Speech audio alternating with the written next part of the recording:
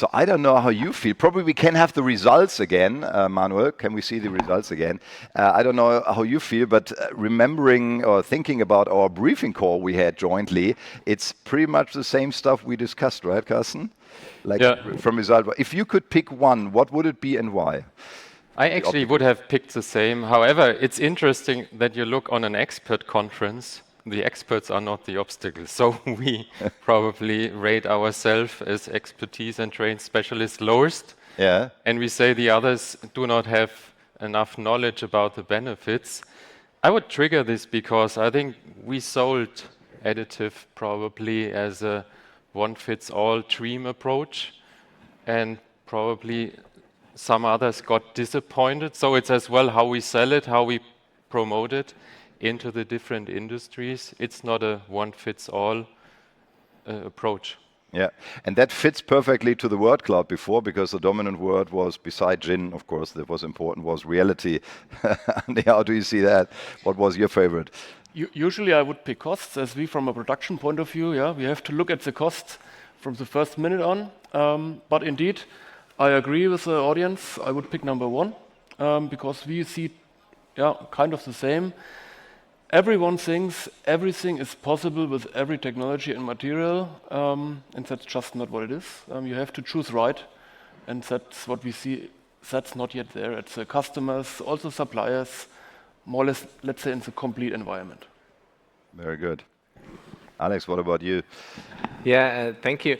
I would also agree, like everybody else, with the first point, but I want to give a different aspect to it.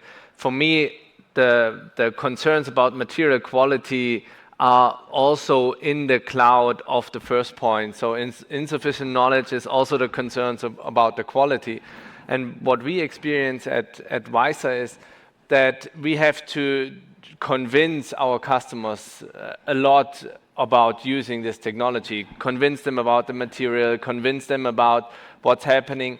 And in the end, we have to convince them to be a little bit courageous and to try it a little bit and just go into a risk and tell them, okay, it's there, we can do it. Okay, so because I totally agree with Karsten. That's the issue we have. We sold AM too highly as a solution for everything, and now we get it back to provide the solution, and we have to tell everybody it's not a solution for everything, but it's a very good solution for your problem, and that's very helpful in the work we do at the moment. Yeah. Alex, do me a favor. You mentioned like convincing the customer. Let's pick that up later because this should be part of the strategy. Thomas, what was your favorite? What have you picked as an obstacle? Well, actually, I would like to build on the material quality. At MT Aerospace, we've been building parts, highly stressed components for space programs like Ariane for the last 5 decades. And based on that, we've got a lot of knowledge in metallurgical topics.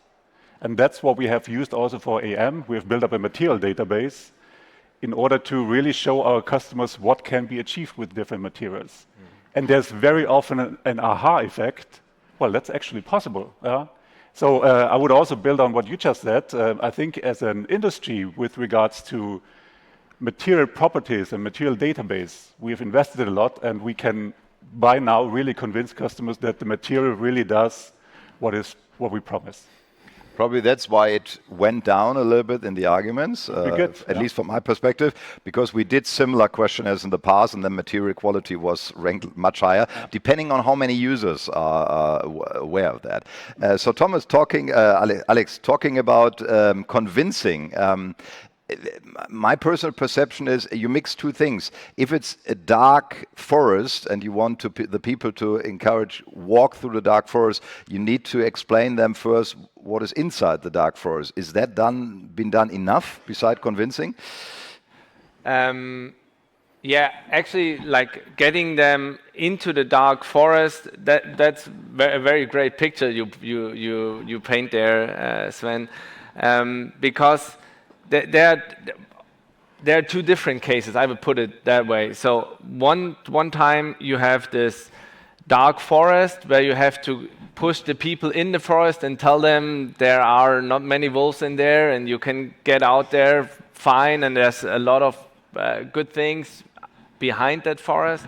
Or sometimes you have people that that come from a very light forest or from the beach and expect like the solution, a great solution.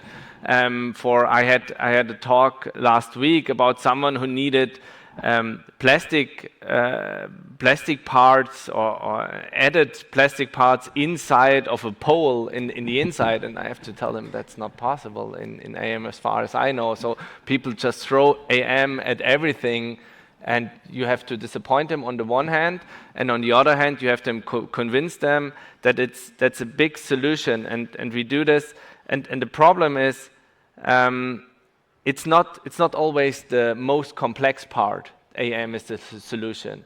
So what we experience with our customers is it's very often the most simple part that's going to be interesting for AM. I can show some products maybe later, but that's for me was a great in my perception was a great shift to think about not the most complex, the most crazy part, but it's very often a very simple part where you can, and that's why I'm different in the point of high costs. And because if you have the right application, AM is a lot cheaper than any other technology. Yeah. What we heard, for example, yesterday from Vulcans, where they had reduced the price by 8 times, so it was not too bad. So, Andy, you are more on the realistic side because you're already producing. No, don't get me wrong, but that's your role in this panel. So, I mean, you heard this, convincing, find the right part, because you are producing actively. So, what is your perception on or how do your customers approach you, and how much work do you have to invest in order to bring them up to speed? So I would say there are two sides of it. When we started 3 years ago, really going wide in kind of all markets, it was 10 out of 10 customer discussions, 1 hour only explaining first additive and then explaining why the product makes sense. We are very specialized on lattice, as you know. Then it was kind of, anyhow, not understandable why to use it. Now, 3 years later, you would think, okay, it's clear, you see it almost everywhere. It's still 7 out of 10 discussions where we are not even able to touch the project phase to discuss, because it's only about what is the value, why should it be additive, what is the benefit in exactly this material versus that material. So we are more or less our sales division, kind of an education division. They are really explaining. It's simple for them. They do it, every single customer is the same, but it's really explanation. And then when the customer, let's say we have some customers which are regularly really producing high numbers, once they identify that for them it's a sweet spot, costs versus, let's say, benefits or better functions on the product, then it's almost, I would not call it no-brainer, but we have very often that during a regular project phase, the next project already starts. So we do not even have any salespeople anymore in contact. The project manager, indeed, he goes from one project, he's not yet finished, but the next one starts already. So it's a running development, and every half year a new model, new design comes out. So the ones who are really convinced, they stay, but the ones who never touched it, it's a very long way until they say, yes, let's go for it. I think the mixture out of you three is really important. So you can see here is one sports brand very dominant on the stage, and the colleagues from Herzogenaurach do a really quite good job. But that's pretty much the same. Karsten, let me come up with an example, and probably you help me out with a solution. Okay. So if I want to go jogging, okay, or running, and try to find the right sports shoe, and then I come into the shop, and there's a very good salesperson. He sells it to me, and this is the most fantastic thing. You run faster, easier, etc. And I buy it. And then my expectation is, although I know I run the kilometer in like nearly 7 minutes, which is really poor, I know. So, but I take on the shoes and I say, okay, with these shoes I run 5 minutes. Is that realistic? No. So what would have been done before I take the shoes and start running? Because he set the expectation. Is there a solution for AM? Yes, Sven, this is a very nice example, and this is something we took from the sports industry, the fitness test for and the fitness model for additive manufacturing. And if we compare here, 3 really leaders in their respective vertical industry, it's space, it's components, it's injection molding, more on the composites, the plastic, more on the metal side. And coming back, there is not the one shoe which helps you. Probably you need to eat different, you need to drink less alcohol. I don't know about the gin from yesterday. Whatever, there are a lot of dimensions which will make you run faster and better, and you need to set up your own target. And that's why we started as well to team up. I think we started beginning of mid of last year with 5 big tech companies, HP, BASF, Siemens, Dimension, and EOS. And we started to form a more comprehensive maturity model. We call it AMI Navigator. It's an open model to actually look on the industry, the strategy, and then work through up to 10 dimensions with enablers, where you say, depending on the application, the result is totally different. Okay. So if you take a spare part on demand, cost doesn't matter. It matters only time. Topology optimization, forget about topology optimization, design and all these. It matters about time. And we have a lot of companies being very successful in a very high level for that. If you're running in space and aerospace, quality, cost, as well, lightweighting, topology, structures matters a lot. So you put a lot of efforts in design, engineering, quality management, traceability. You need to have different shoes, and you probably have a different target. And that's what we start to educate and help as well, bring together the tech companies to educate for which industry, technology, application, which kind of recipe would lead to success at the end of the day. I totally agree, and probably I have made the same dark experience without having that, because in the recent past, as you said, Thomas, there was a customer that was expecting to get this plastic part combined with something else, and you needed to tell them, sorry, it's not feasible. And that I made the same experience basically when with a good friend of mine, where we wanted to produce a part, and I said, let's do this in additive, and we tried it, and it failed. Okay, because I had the exception. Everything is possible with AM, Thomas. So what needs to be done beside? I mean, this is a first good step. But what further efforts we need to take to get closer to the understanding of our end users? Sorry, Thomas. Alex. I meant Alex and then Thomas, of course. Sorry. Can you repeat the questions again? So what do we need to do exactly additionally to the AMI Navigator in order to get the people up front better understand what is feasible or not? Or like having days like this, or 2 days like this, and having come people together, giving them a platform where they can educate themselves, and I think this is a very good opportunity. And in the end, it's all about success stories. So we build up at Weisser, we build up on our success stories. So the more success stories we have, the more we can show the next customer and tell them, we have great experience with this customer, we have produced this product, look at this, is this something for you? Doesn't have to be always complex, it has to be functional.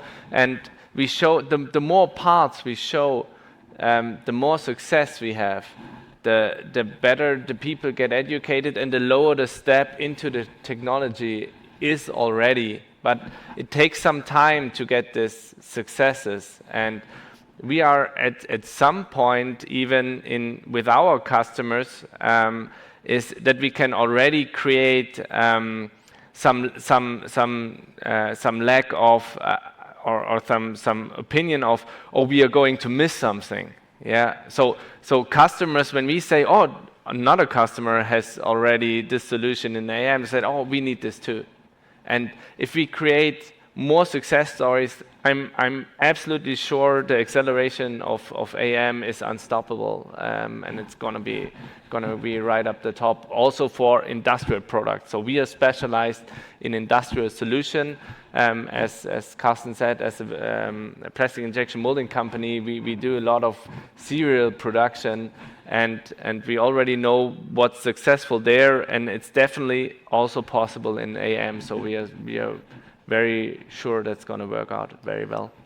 Let us later talk about success again, because this is something we tackled yesterday slightly. But first I want to ask Thomas, I mean, if you hear what the others say, what would be then the responsibility for the manufacturer? What could you do? I mean, we heard create success stories, create networking, but where do you see your role as manufacturer in this game? Well, one thing was already mentioned, that's reality. Let's be realistic with the customer at a very early stage, so that we really both show the benefits and the opportunities, but also are clear about limits, and also are clear about where a business case or a part doesn't make sense. That's one aspect. The other one I would also like to add is, that's true from our experience, especially for metal, we always say, well, and there's some post-processing. Post-processing is equally important like the printing itself, as well as the design. So we really have to think about parts holistically. And if we talk about the MI Navigator, I think we also need to include that perspective, so that we not only focus on, well, what does it take to print, but also are clear about, well, what is necessary in terms of post-processing, heat treatment, certification, qualification. We have to optimize this interplay between those different aspects of the final part. So a holistic process approach would be then the solution. But then there would be the next challenge to explain it to the customer as well, isn't it, Karsten? Yeah, and if I can just take on this post-processing, there was a nice example yesterday by Tina Schlingmann with Sauber. Exactly.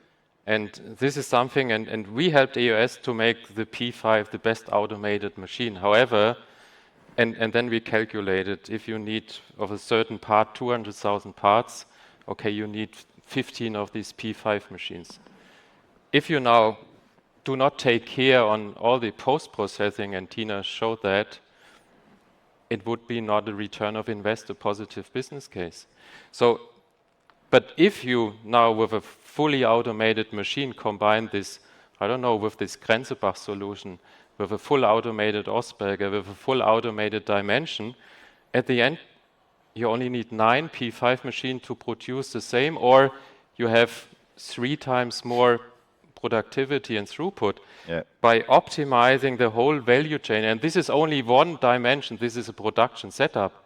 I'm not yet talking how to run and monitor and get productivity. I think these kind of examples, taking not everybody selling the best machine, best equipment, we need to work on an integrated, optimized value chain altogether. And this starts from material till unpacking and selling the product. This is funny that you say that, because I remember Marie mentioning yesterday at the first panel discussion, we need more collaboration, which is often said, to be honest, in our industry. But so the horizontal collaboration in terms of process chain, this would be something we should focus on. Is that something I can take as a note? Okay. Andy, I mean, we have a question here, and you see the main asked question is use cases of high volume AM series production. And sorry, you are here, and I know you do that. Probably you can give us a glimpse into one of your use cases where you have this series production, and what led to that. That would be interesting. So sure, everyone knows the shoes, but I think that's pretty obvious. Let's maybe go for our helmet. So we are still in the game of American football helmets. Meanwhile, mass production and lot size 1, so customized for NFL players. It also started with a new material that the customer, they already have a great product. It's not that a customer has a real problem, because the product was already ranked top number 1 of the NFL ranking list. But they wanted something better.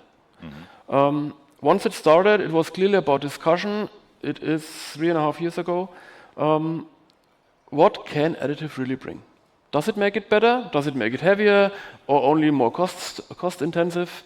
It was clear it will not bring one helmet more to the market if only AM is somewhere on the helmet. Yeah? Just out of marketing, they will not do it.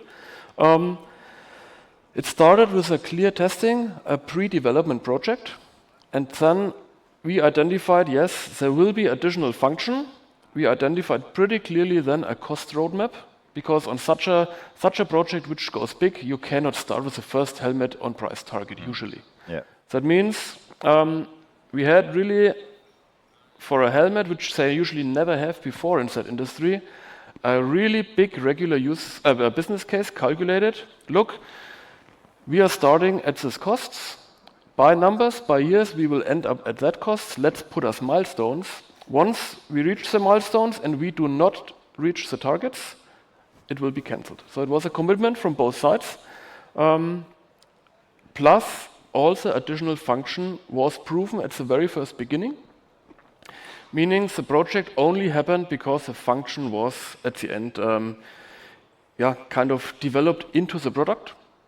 At the first season, the product was launched, Rydell in this case, it was also public, so we can name it. They out of a sudden had number 1 and number 2, because our helmet was then number 1 and their previous helmet was number 2. So it really came to the market at a very high cost level for them at the first season, but then numbers increased rapidly to 6-digit figures. If you go for helmet pieces, because it's single pieces, it's almost 1 million pieces.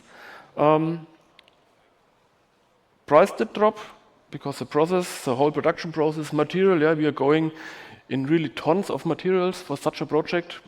All participants are dropping costs. That means for every milestone we achieve targets, mechanically, cost-wise, time-wise. That's what was the easiest one, time-wise, by the way. And out of that, it's still running. And that, for example, one of the customers where we have continuously projects developed and running, because they are convinced they did find the sweet spot for performance, costs, and product. And that's the way how it works for them. And this, I would say, that's a basic rule for our large-scale projects. That's how we usually work on every customer. For us, it's only about product. So the next question goes to you, but probably you can, or Karsten. Just, I want to make a remark on this question, what holds us back? Nothing.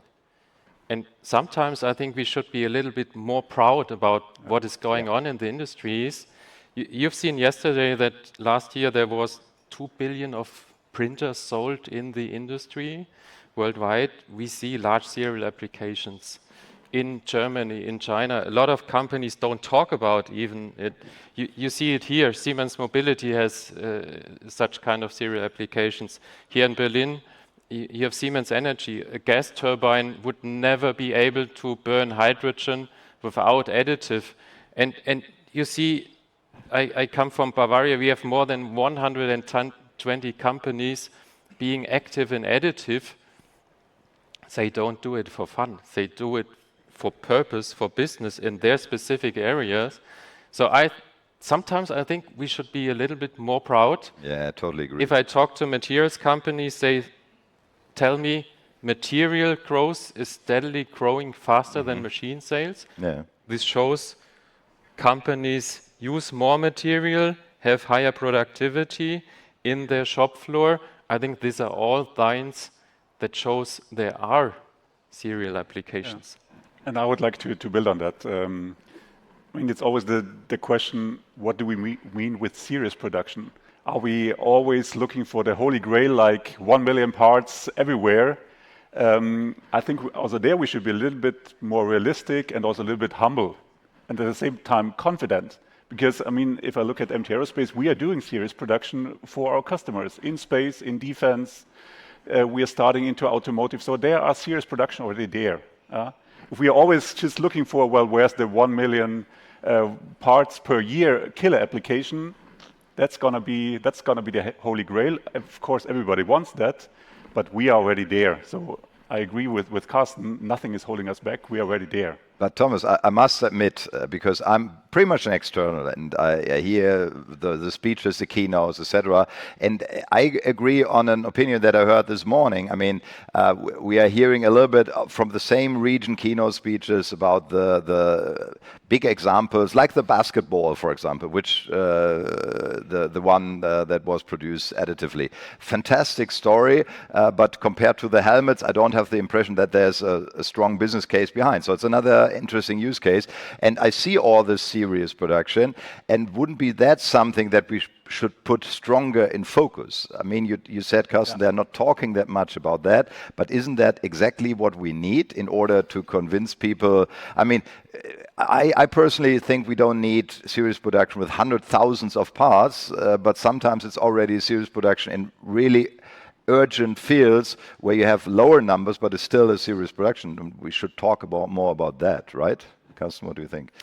I think you're right. At these shows, we have these nice examples, fun examples, partly marketing examples. Just look back to the AMAC last week. This community was building cars for racing because it was fun. This is not the purpose of industrialization.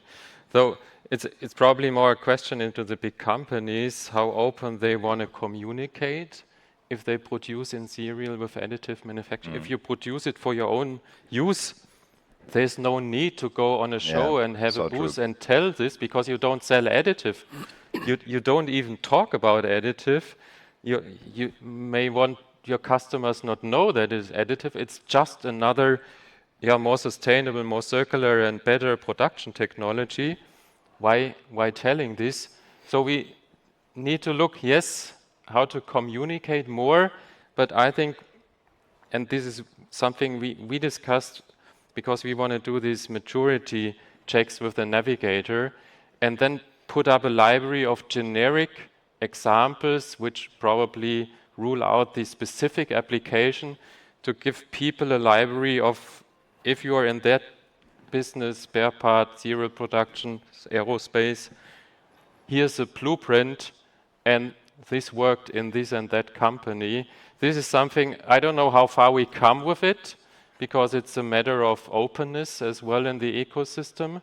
But this is the idea as well, to provide more realistic use cases, blueprints for factories and for approaches on a certain maturity level, how to be fitter and be proud of what has been already achieved. Absolutely, absolutely. Thomas? And I would like to build on the it's already there case you just mentioned. We are producing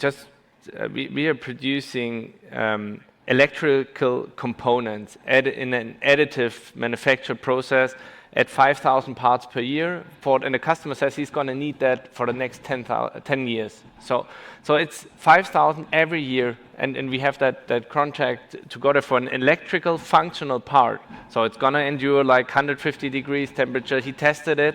It's everything fine, and it's already, he's building it in a sensor. It's already working. And the reason he bought it, and that's what I want to say about costs, is the reason is he bought it additively is because it's cheaper.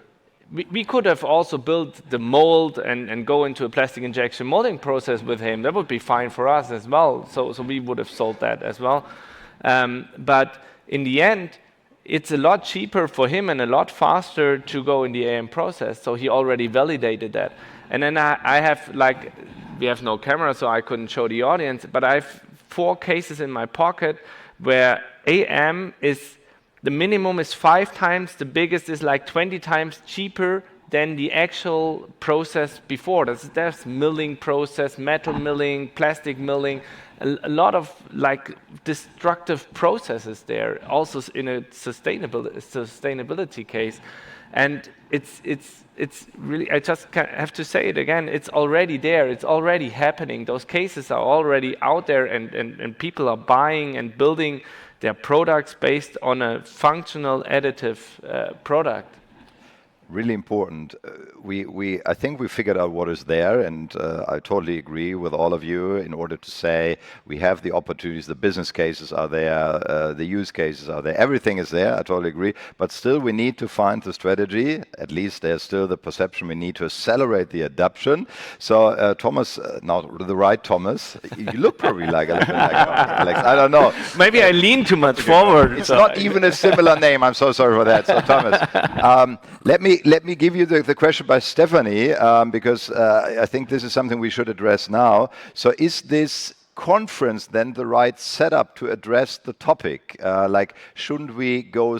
I would put it that way, Stephanie. I hope you allow me that, to more like focusing more on end users to get them in. Probably push the AMI navigator there in order to make the technology more, touchable, feasible, understandable. What do you think? I mean, this conference, like we do it the last 2 days, that's of course something very valuable to have this network, to have to start collaboration and those topics. But I also agree with this question. We need to go out. Use cases like we've seen yesterday can't and shouldn't stay only here. We need to make sure, and we need to work with our customers, that those success stories are also spread to the industry of the OEM. So I was very happy yesterday to see and at least for me, and I'm in the industry now also for almost 10 years, it was the first time I heard really in public about the Michelin case. Yeah. And it's been there. I mean, it was always kind of a rumor. They are doing something, and but it's the first time that it presented yesterday. And those use cases need to be spread also to other conferences and other events and shows beyond what we are doing here. Karsten, let's take that. We want to bring it more to the outside. What are the plans to bring the AMI navigator to the outside? Because finally, it's not for us inside the tool. It's more for the ones that want to use AM. How is it going to be promoted? And because this is a real touchable strategy, in my opinion. And how could the others support there? What would be the best way to do so? I think these kind of conferences are to fill it with more content, to learn and adapt it. So this is a group of evangelists which needs to go out into the industry. And then we plan to onboard more tech companies to complement the value chain.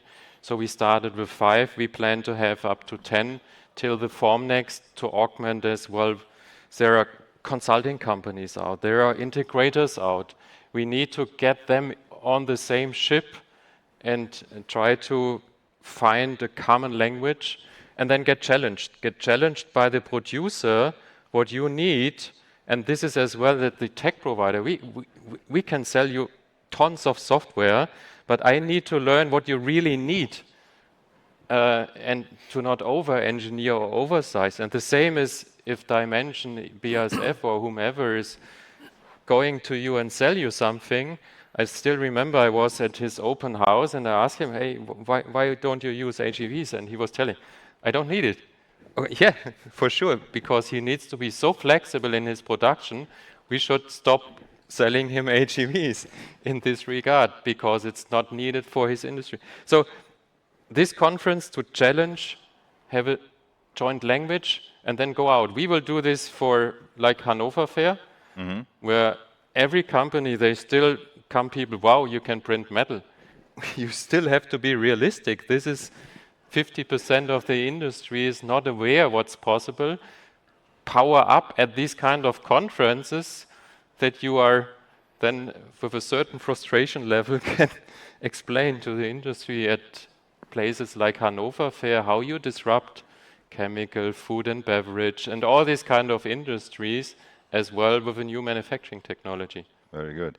We have now users here, basically, because Andy, I would consider you as a user of AM. Indeed, yes. Because you're selling like a product and not only or a service combined with the machines.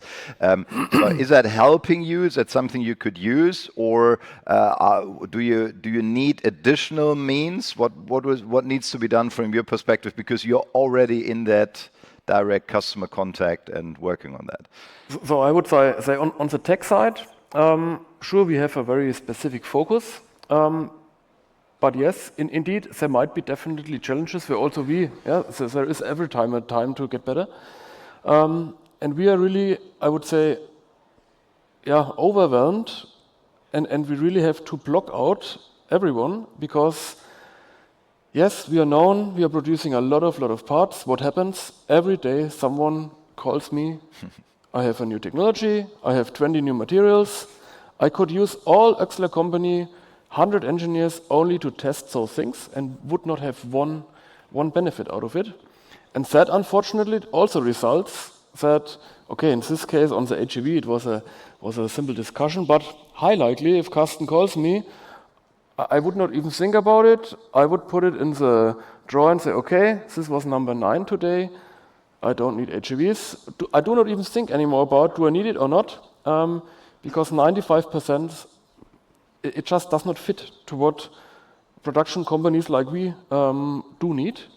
So that would be definitely maybe something great, that the last 10%, that this is kind of popping out of that cloud, what is available in the market and what not. And maybe one comment to all these called use cases, because that's for us kind of a pity. Going out, I also do see that forum very well received. Information is spread very quick and fast. Also on all trade shows. Meanwhile, a lot of customers going on AM trade shows, just to see in a very quick 1 or 2 days what is available on the market. And that's why we at OECHSLER, we do not like the word use case. Indeed, we hate it, because for us it's a product or it's nothing. And that's the problem. Everyone is showing use cases. Let's just look at our products. You find shoes, you find saddles. If I ask them, okay, great, you can make a saddle. Do you know what is the specification of the customer? What do you have to achieve on a saddle? No one can answer me, because they never talk to a saddle company, they never talk to a shoe company, but 20 companies on wherever, Formnext, they are showing out of their material, it is possible. Then the customer comes to us, can you make the shoe out of that? I heard it's cheap. No, this material, no rebound, will break after 10 cycles. Sorry for that. Door is closed. Customer will not even ask us anymore for the other solution. So we have to be focused. If we show something, technology, material, it's not a material which can serve everything. Anyhow, the material supplier, they should have think about it. If I bring a material, what is the market specific need for that? And not, I have a soft material, everything what is soft I can do. This is what really that's basically the approach I usually experience as well. So let's do a quick wrap up before we go in our final round. So we talked a lot about convincing. That was the first thing. We did a lot of convincing, but probably by the wrong means. So we promised a little bit too much and didn't clarify what is feasible. So that would be then the next step. We have to enable the customer to be able to assess his fitness level. Let's put it that way, Karsten, if you are fine with that, because that was your idea, basically. Thomas, we need to find ways to show the people that it's not always 5,000 parts of anything. We need to show them what can they print, and it doesn't need to be 100,000 piece series production. We have already series production. That's what I take with me. And Andy, at least, what the positive note was, from 10 people don't understand what they can do with that. You are up to 7 now. This is already a big step, and you are already in that, and you don't need any more input from, let's say, the new technology side. You rather need ways to bring it more to the client in order to get more contracts and products, right? And to identify what of the new technologies may fit into our, let's say, area where we are not yet at 100%. But at the same time, and this is a common understanding that we had yesterday as well, so there needs to be a customer solution, so something that a customer can really use, and finally, don't get me wrong, make money out of it. That would be the ideal part, right? Okay, very good. So, dear audience, this was a panel discussion. First, thank you all for being part of this panel discussion. In my opinion, was still quite positive because we had some really concrete ideas. But the question goes back to you. Sorry, we couldn't answer all the questions you placed here, but it was very vivid from your side. Now would be your task to answer in a word cloud. What kind of strategies, what keywords or concepts are you taking away from this discussion in terms of what are the strategies to get closer to adoption of additive manufacturing? So please share with us one word, up to 3 words, short terms. What were your biggest aha moments in this discussion so that we have a summary for all of us that we can use afterwards? Yeah. Explain first. So let's see what's coming. That's a good one. That's a pretty good one. Education. Yeah, I like customer first, Andy. What do you think? What will we... At the end, he's the one who is paying all of our bills. Pretty simple. Very good. Once more realistic, be honest. Yeah. And honestly, if I see, be honest, now it's getting the big result. Isn't it? It's great to see that, Karsten. What do you think? I mean, if you see the results, it's exactly what you are heading for, right? Yeah, and we in the meantime, we have more than 100 machine building on our automation. But you need to work with them how to integrate it. And sometimes you may say, I don't have a portfolio element for that, sorry. But we find a company to be interoperable with us. Let's team up. Yeah. So be honest as well in terms of how you collaborate. If you don't have a portfolio, don't sell something instead which does not fit to your customer need. How I would sum it up again with what Andy said, let's find as a collaboration basis what is the final product that is in the market and then used. And then I think this will be a strong argument to work together because then there are joint forces that have all the same benefit. That would be my sum up. Thank you very much. The 4 of you was a very good working meeting. Don't call it panel discussion anymore. Excellent working meeting. Thank you also because you worked vividly with us. Very strong participation. Thank you so much. We take that summary for you as a summary for your work, so you can keep on going, fulfilling these points. Thank you very much. See you at the conference. Bye-bye.